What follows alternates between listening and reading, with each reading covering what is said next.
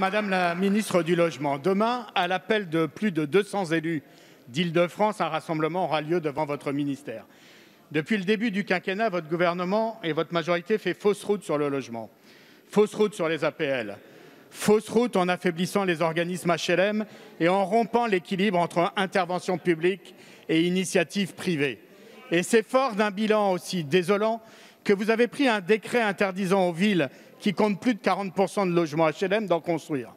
Une sorte de SRU inversée, la revanche du vice sur la vertu, l'exact contraire de la promesse du discours d'Emmanuel Macron aux Mureaux sur le séparatisme social. Pour des millions de nos concitoyens, améliorer ses conditions de vie et ne pas se sentir relégués passe d'abord par l'obtention d'un logement décent et à loyer modéré. Or, dans les zones tendues, les familles doivent attendre 10 ans pour un HLM.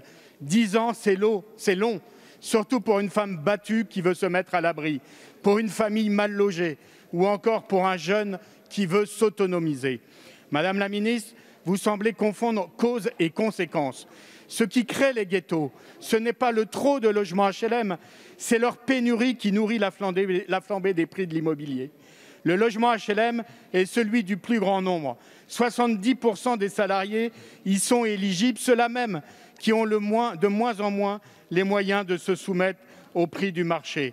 Comment considérer alors que 40% puissent être un maximum? Madame la ministre, pour répondre à l'exigence de mixité sociale, ne serait-il pas plus utile de renforcer la loi SRU plutôt que de l'affaiblir, de contraindre davantage les villes qui contournent la loi et cultivent l'entre-soi?